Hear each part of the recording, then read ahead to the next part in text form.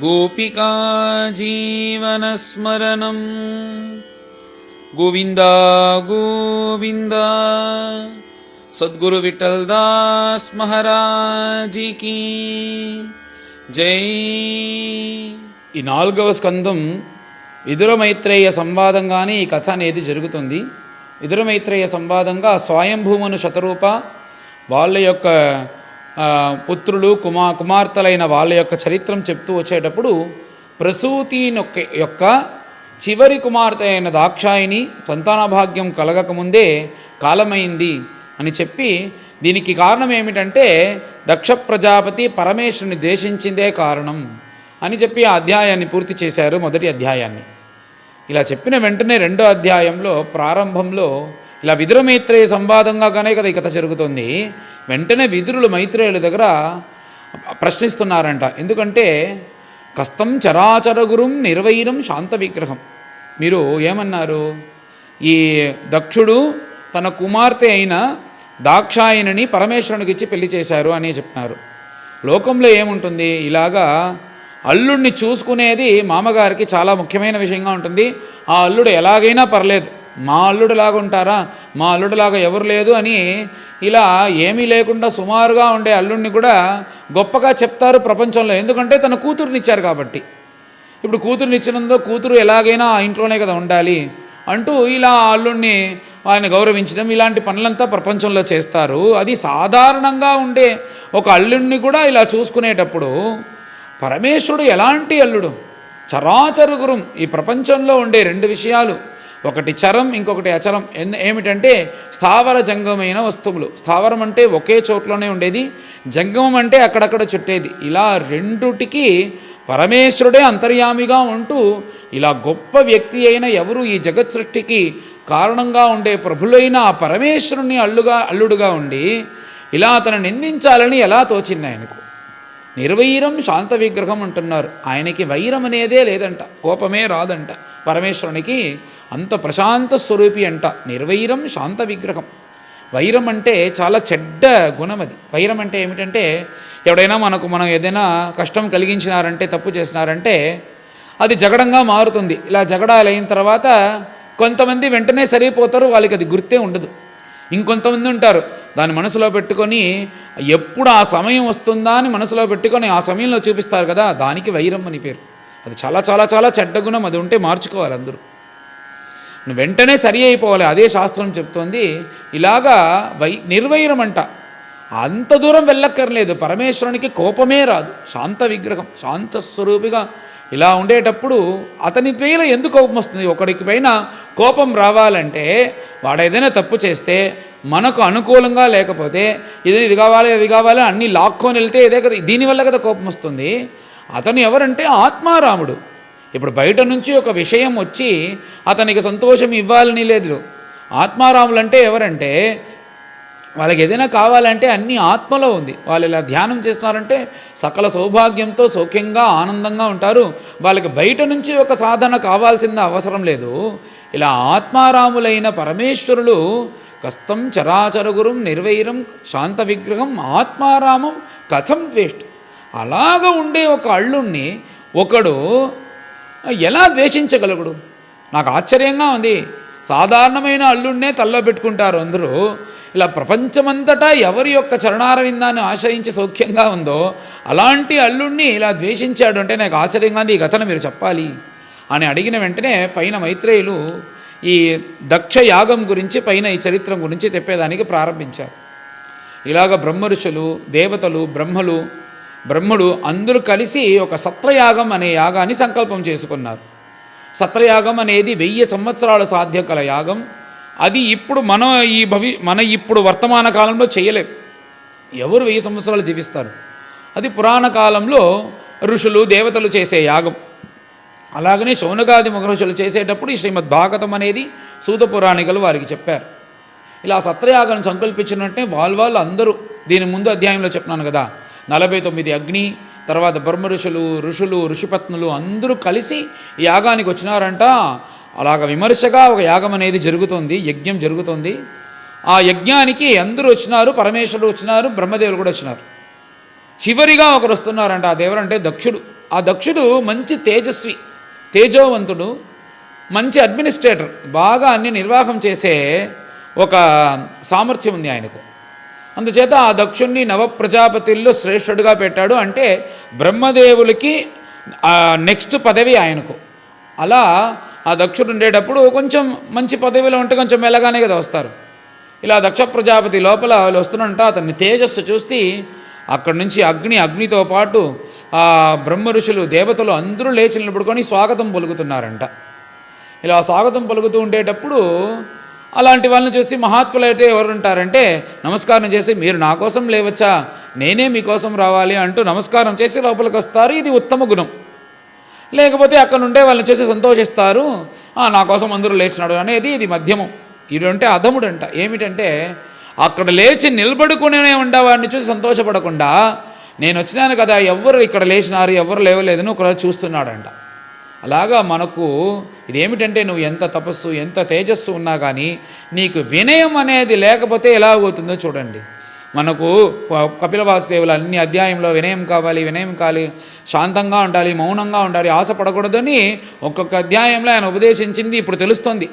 ఎంత తేజస్సు, ఎంత పరాక్రమం ఉన్నా, ఎంత జ్ఞానం ఉన్నా కానీ వినయాది గుణములు లేకపోతే అది ప్రయోజనం లేదు, పైన మనకు తెలవబోతుంది. ఇలా అందరూ లేచిన వాళ్ళని చూసి సంతోషపడకుండా అక్కడ ఇద్దరు లేవలేదంట. రితే విరించం శర్వంచ. బ్రహ్మదేవులు పరమేశ్వరులు లేవలేదంట. బ్రహ్మదేవులు పోతే పోని మన తండ్రి కదా అని వదిలేసినాడంట. తండ్రి లేవాలంట వీడిని చూసి, తండ్రి కదా వదిలేసినాడు. తర్వాత పరమేశ్వరుడు లేవలేదంటే అతను కోపం వచ్చేసింది. కోపం వచ్చి ఏమన్నాడంటే, ఇతను ఎవడంటే నా శిష్యుడు, ఏషమే శిష్యతాం ప్రాప్త, నా శిష్యుడు అంటే నా శిష్యుడు. ఎందుకు శిష్యుడు అంటే నేను చదివినాడంట, చదవలేదు. నా పుత్రిని, నా కుమార్తెనిచ్చినాడా, నా అల్లుడు కాబట్టి నా శిష్యుడు. వీడేం చేయాలంటే, నేను అక్కడి నుంచి వస్తున్నాను కదా, నేను వచ్చేటప్పుడే నా కారు ఎప్పుడు వస్తుందా అని చూస్తూ, నన్ను వచ్చేటప్పుడు నా డోర్ తెలిసి నన్ను స్వాగతం పిలిచి వచ్చి ఒక ఆసనంలో కూర్చోబెట్టి నన్ను ఉపచరించిన తర్వాత వీడు కూర్చోవాలి. ఇలాగనే లోకంలో ఉండాలి. అది కాకుండా నేను వస్తున్నాను లేవకుండా అక్కడ కూర్చొని ఉన్నాడే అని చెప్పి కోపంతో ఇంకా ఎక్కువ మాటలు మాట్లాడు పరమేశ్వరుని నింద చేసేదానికి ప్రారంభించారంట. ఎందుకంటే ఏ పరమేశ్వరుడు మనకు సర్వమంగళాన్ని ఇస్తారో అతనికి శివుడు అని పేరు. శివం అంటే మంగళం. అలాంటి శివుడిని చూసి ఇతను పైన నిందించేదానికి ప్రారంభించాడంటే ఎలాగ నిందించాడంటే, ఇతన్ని చూడండి, ఎప్పుడు ఉండేది శ్మశానంలో, అంతేకాకుండా ఆ శ్మశానంలో ఉండే బూడిదను అంతా ఎత్తి తన శరీరంలో పెట్టుకొని ఇలా వస్త్రమే లేకుండా శరీరం అంతా కపాలమాలతో, చేతుల బ్రహ్మకపాలంతో పెట్టుకొని ఈ ప్రపంచమంతా ఇలా వస్త్రం లేకుండా పిచ్చోళ్ళలాగా ఇలా చుడుతున్నాడు. వీడిని చూస్తే నాకు సిగ్గుగా ఉంది. ఇలాంటి వాడికి నా కూతుర్నిచ్చి పెళ్లి చేస్తానని శివనింద చేసేదానికి ప్రారంభించారంట. ఏ పరమేశ్వరుడు మనకేం చెప్తున్నారంటూ, నువ్వు ఎక్కడికి వెళ్ళినా కానీ చివరిగా వచ్చేది శ్మశానమే. నువ్వు అక్కడక్కడ వెళ్ళినా కానీ నువ్వు ఇక్కడికే కదా వస్తావు. అప్పుడైనా నేను ఉద్ధారణం చేసి ఆ విభూతిని నా శరీరం అంతా పెట్టుకుంటాను. నేను ఉద్ధారణం చేసేదానికి, మనకు అనుగ్రహం చేసేదానికి పరమేశ్వరుడు ఇలా శ్మశానంలో ఉన్నాడు. తర్వాత ఏ వస్తువులు మనం తాకినామంటే అది అమంగళమైపోతుంది. ఏ వస్తువుని మనం తాకినామంటే వెళ్ళి స్నానం చేయాలి, అది అమంగళం. అలాంటి వస్తువుల్ని పెట్టుకొని ఉండే పరమేశ్వరుణ్ణి మనం పూజ రూములో పెట్టుకొని పూజిస్తున్నాం. అదే పరమేశ్వరుని యొక్క గొప్ప. ఏ వస్తువుల్ని తాకితే స్నానం చేయాలో ఆ వస్తువుల్ని పెట్టుకొని ఆయన శివంగా పరమేశ్వరుడు ఎప్పుడూ సంతోషంగా ఉంటున్నారంట. అలాంటి విషయాలు ఏ రూపం చూసి ఆ పరమేశ్వరుని భక్తులు, ఎంతోమంది పరమేశ్వరుని భక్తులు ఆ రూపాన్ని చూసి ఎంత అత్యద్భుతమైన రూపం, అత్యద్భుత రూపంను అందరూ స్తోత్రం చేశారో. తమిళనాడులో చూస్తే జ్ఞాన సంబంధులు అనే ఒక మహాత్ములు 3 వయస్సులో ఇలా కూర్చోండేటప్పుడు నోట్లో పాలంట. వాళ్ళ అమ్మ నాన్న వచ్చి అడుగుతున్నాను, నోట్లో పాలుంది ఎవరిచ్చినారంటే, నాకు సాక్షాత్ పార్వతీ అమ్మ పాలిచ్చింది. ఆ పాలిచ్చిన తర్వాత నన్ను ఇద్దరు చూసేదానికి వచ్చినారు. వాళ్ళు ఎవరంటే పార్వతీ పరమేశ్వరులు. దాంట్లో పరమేశ్వరులు వచ్చినారు, శరీరం అంతా విభూతితో చూసి నాకు అనుగ్రహం చేశారు. ఆ రూపాన్ని చూసిన వెంటనే నా మనస్సు ఆ పరమేశ్వరుడితోనే వెళ్ళిపోయింది అంటూ ఇలా ఆనందంగా ఏ పరమేశ్వరుని యొక్క రూపాన్ని చూసి భక్తులందరూ స్తోత్రం చేశారో వాటన్నిటిని నింద చేస్తూ, ఆ పరమేశ్వరుడికి 3 కళ్ళు ఉన్నాయి కదా, ఆ కళ్ళును చూసి కోతిలాగా ముఖం పెట్టుకొని ఉన్నాడు. నా కూతురైతే చాలా జింక యొక్క కళ్ళులాగా చాలా సాధ్వి. అలాగ ఉండే ఈ సాధ్విని, కోతిలా ఉండే ఈ పరమేశ్వరునికి వివాహం చేసిచ్చాను అని చెప్పి నిందిస్తూనే ఉన్నాడంట కోపంతో పరమేశ్వరుణ్ణి. ఎందుకంటే ఏమి చేయలేదు, లేవలేదని. ఇలా అహంభావంతో నిందిస్తూ ఉండేటప్పుడు, ఇప్పుడు సాధారణంగా ప్రపంచంలో ఇలా నిందిస్తూ ఉండేటప్పుడు మనము రియాక్ట్ అయి తిట్టినామంటేనే అది శమనం అవుతుంది.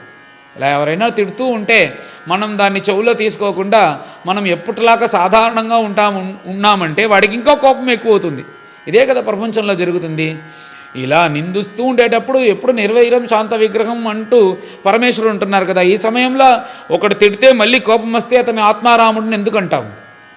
అప్పుడు ఈ సమయంలో అప్పుడు కోపం రానప్పుడు వెంటనే దక్షుడు ఏం చేసినారంటే, ఈ పరమేశ్వరునికి పైన శాపం ఇస్తాను అంటూ కింద పంచపాత్ర ఉద్ధరణి నుంచి జలం తీసుకొని చేతిలో పెట్టుకొని, ఆ జలం అనేది ఇలా వేడిగా పొగతో వస్తుందంట. ఎందుకంటే నువ్వు మూర్ఖుడివి, నీలాంటి అశుద్ధమైన వాళ్ళని మాతో చేర్చి భోజనం చేసేదానికి నీకు వీలు లేదు, సహభాగం నలభతాం అంటూ ఒక ఘోరమైన శాపాన్ని ఇచ్చారంట పరమేశ్వరులకి. అందుకే యాగయజ్ఞాలు అవి చేసేటప్పుడు, శ్రాద్ధ కర్మ అన్నిట్లో హోమాలు అవి ముగించేటప్పుడు రుద్రాయ పశుపతయే స్వాహ, రుద్రాయ పశుపతయే దన్నమమ అంటూ అపోవ స్పృశ్యాన్ని చేతులు కడుక్కుంటాం. ఎందుకంటే ఈ పరమేశ్వరులకి సహభాగం లేదు. అతనికి తనిగా కూర్చోబెట్టి ఆకు వేసి భోజనం వేయాలి, అందరితో కలిసి కూర్చోబెట్టి భోజనం లేదు. ఇలాంటి ఒక ఘోరమైన శాపాన్ని పరమేశ్వరుడికి ఇచ్చారంట. ఆయన అనుకుంటే ఈ పాపాన్ని క్షణాల్లో పోగొట్టేవారు. అది పోగొట్టినారంటే మళ్ళీ కోపం వచ్చిందని అర్థం కదా. అందుకోసం ఆ శాపాన్ని స్వీకరించారంట పరమేశ్వరుడు. అంతే కదా. ఈ భోజనం చేసి ఆనందం అవ్వాల్సిన గతి ఆయనకి లేదు.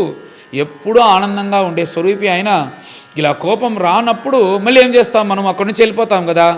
ఇలా యాగానికి ఉండేదానికే అతనికి మనస్సు లేదంట, బయలుదేరాలనుకున్నాడంట. అతని యొక్క కోపం చూడండి. వీడు కానీ బయలుదేరినానంటే వీడికి కావాల్సిన వాళ్ళు కొంతమంది వీళ్ళతో బయలుదేరుతాడు. ఇదంతా ఉంది కదా.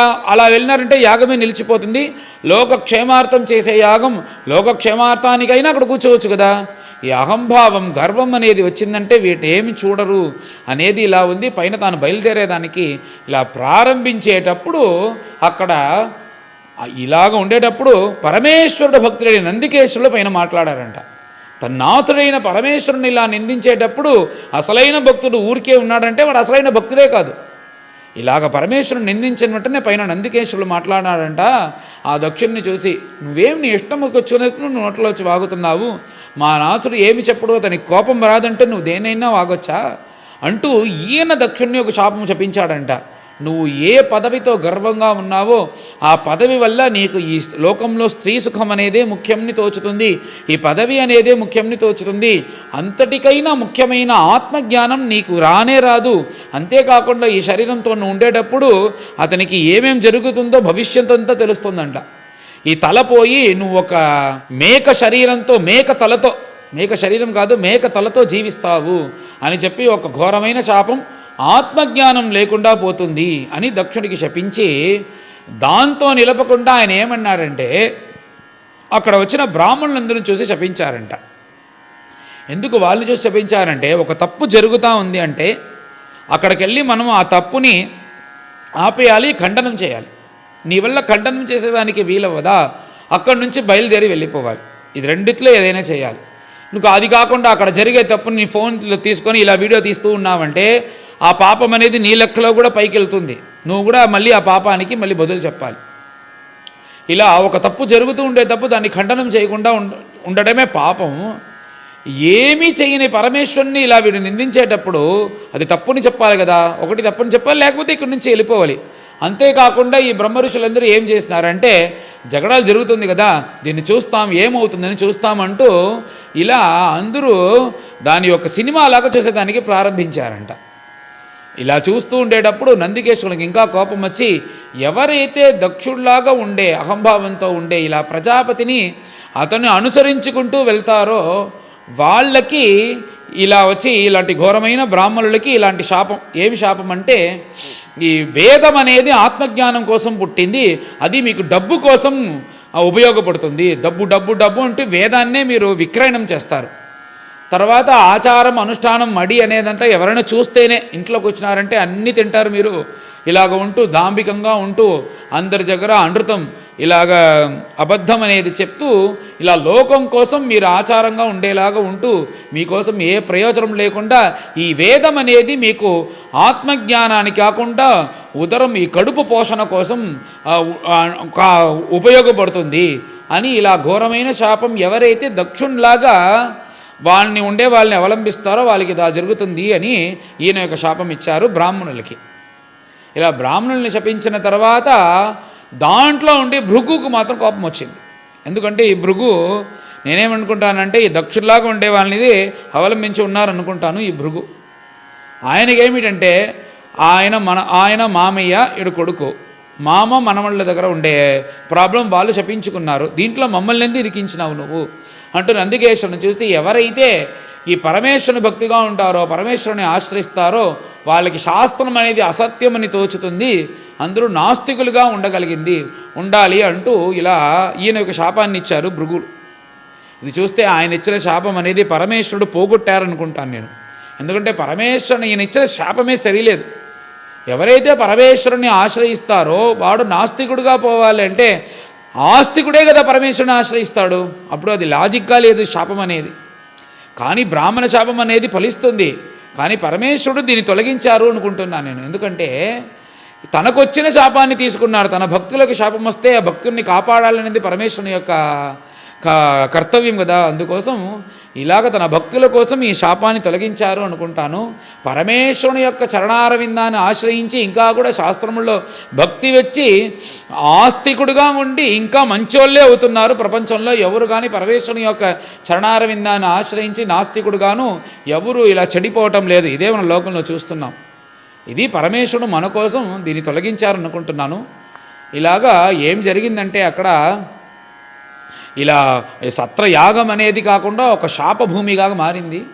ఇలా అందరూ అక్కడ నుంచి బయలుదేరాలి అంటే వెంటనే పరమేశ్వరులు బ్రహ్మదేవులు అందరూ సమాధానం చేసి దక్షుడు వెళ్ళిపోయినాడు, వారు ఎవరి మాట వినకుండా.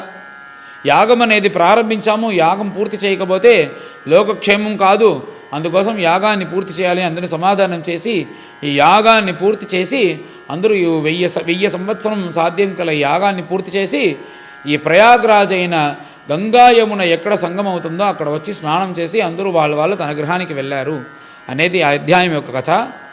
ఈ జరిగిన తర్వాత ఊరికే లేదంట దక్షుడు, పైన పరమేశ్వరుని నింద చెయ్యాలి అనుకుంటూ ఒక యాగాన్ని ప్రారంభించి దాన్ని చేసేదానికి వచ్చారు. ఆ కథ పైన ఏమేమి జరిగింది, దాక్షాయిని వచ్చింది, ఏం జరిగింది అనే చరిత్రమంతా పైన మనం 3-4 అధ్యాయంలో చూస్తాం. పైన అందరం కలిసి 2వ అధ్యాయాన్ని పారాయణం చేస్తాం. అథ ద్వితీయోऽధ్యాయः. విదురౌవాచ భవే శీలవతాం శ్రేష్ఠే దక్షో దుహితృవత్సలః విద్వేషం అకరోత్కస్మాత్ అనాదృత్య ఆత్మజాం సతీం కస్తం చరాచరగురుం నిర్వైరం శాంతవిగ్రహం ఆత్మారామం కథం ద్వేష్టి జగతో దైవతం మహత్ ఏతదాఖ్యాహి మే బ్రహ్మన్ జామాతుః శ్వశురస్య చ విద్వేషస్తు యతః ప్రాణాన్ తత్యజే దుస్త్యజాన్ సతీ. మైత్రేయోవాచ పురా విశ్వసృజాం సత్రే సమేతాః పరమర్షయః తథామరగణాః సర్వే సానుగామునయోగ్నయః తత్ర ప్రవిష్టం ఋషయః దృష్ట్వార్కమివ రోచిషా భ్రాజమానం వితిమిరం కుర్వంతం తన్మహత్సదః ఉదతిష్ఠన్ సదస్యాస్తే స్వధిష్ణ్యేభ్యః సహాగ్నయః రితే విరించం శర్వం చ తద్భాసా ఆక్షిప్తచేతసః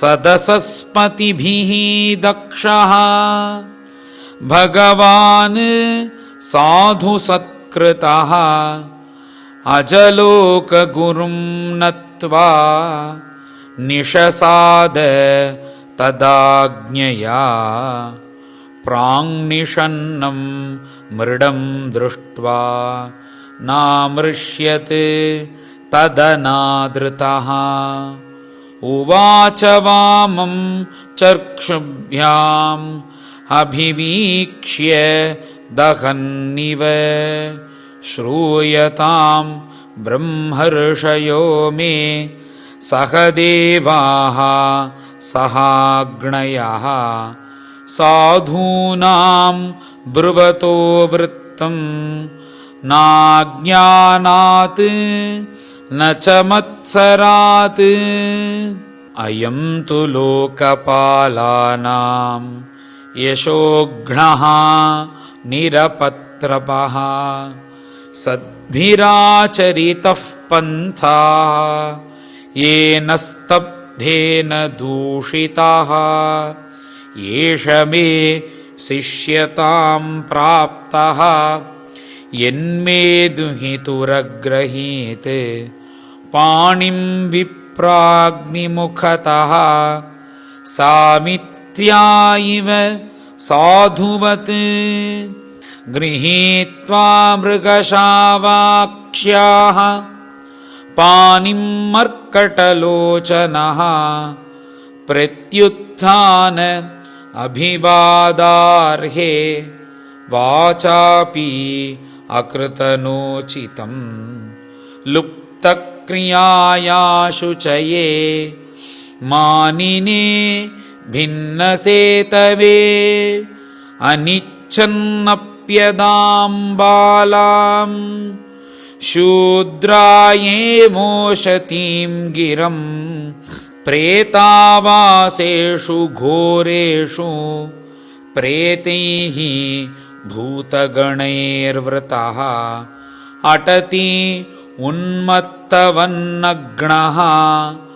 व्युप्तकेशो हसन् रुदन् चिताभस्मकृतस्नानः प्रेतस्रङ्नस्थिभूषणः शिवापदेशो ह्यशिवः मत्तो मत्तजनप्रियः पतिः प्रमथभूतानां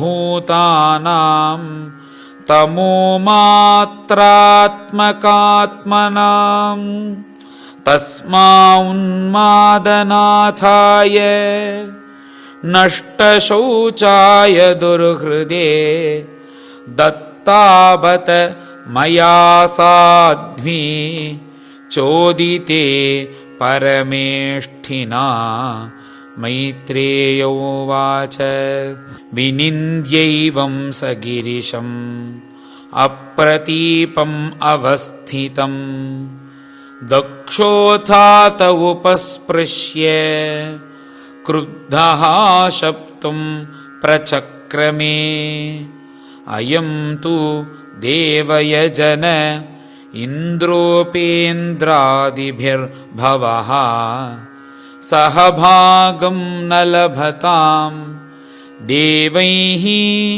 देवगणाधमः निषिध्यमानः सदस्य मुख्यैः दक्षो गिनित्राय विसृज्य शापम् तस्माद्विनिष्क्रम्य विवृद्धमन्युः जगाम कौरव्यनिजं निकेतनम् विज्ञाय शापं गिरिशानुगाग्रणीः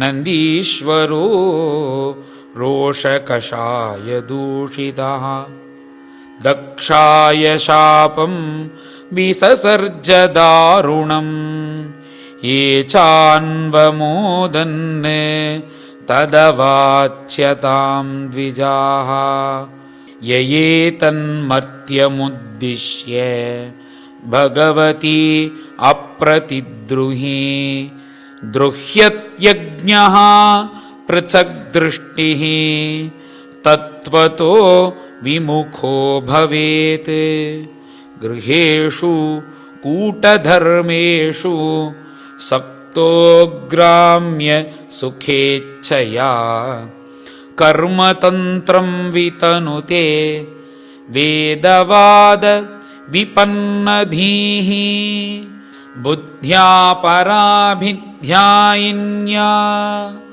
विस्मृतात्मगतिः पशुः स्त्रीकामः सोऽस्त्वतितरां दक्षो बस्तमुखोचिरात् विद्याबुद्धिः अविद्यायां कर्ममय्यामसौ जडः संसरन्त्विह ये चामुम् अनुशर्वावमानिनं गिरश्रुतायाः पुष्पिण्याः मधुगन्धेन भूरिणा मत्रा च उन्मथितात्मानः सम्मुह्यन्तु हरद्विषः सर्वभक्षा द्विजावृत्यै धृतविद्यातपोव्रताः वित्तदेहेन्द्रियारामाः याचका विचरन्त्विह तस्यैवं ददतः शापम् श्रुत्वा द्विजकुलाय वै भृगुः प्रत्यसृजच्छापं ब्रह्मदण्डं दुरत्ययम् ब्रह्मव्रतधरा ये च तान् समनुव्रताः पाखण्डिनस्ते भवन्तु सच्छास्त्रपरिपन्थिनः नष्टशौचा मूढधियः जटाभस्मास्थिधारिणः विशन्तु शिवदीक्षायां यत्र दैवं सुरासवं ब्रह्म च ब्राह्मणांश्चैव यद्यूयं परिनिन्दथ सेतुं विधारणं पुंसाम् अतः पाखण्डमाश्रिताः एष एव हि लोकानां शिवः पन्थाः सनातनः यं पूर्वे चानुसन्तस्थुः यत्प्रमाणं जनार्दनः तद्ब्रह्म परमं शुद्धं सतां वर्त्म सनातनं विगर्ह्य यातपाषण्डं दैवं वो यत्र भूतराट् मैत्रेय उवाच तस्यैवं वदतः शापं भृगोश्च भगवान् भवः निश्चक्राम ततः किञ्चित् विमना इव सानुगः तेऽपि विश्वसृजः सत्रं सहस्रपरिवत्सरान् संविधाय महेश्वासः यत्रेज्य ऋषभो हरिः आप्लुत्य अवभृतं यत्र गङ्गा यमुनयान्विता विरजेन आत्मना सर्वे स्वं स्वं धाम ययुस्ततः श्रीहरये नमः। इति श्रीमद्भागवते महापुराणे चतुर्थस्कन्धे दक्षशापो नाम द्वितीयोऽध्यायः। गोपिका जीवनस्मरणं गोविन्द गोविन्द। सद्गुरु विठ्ठलदास महाराज की जय।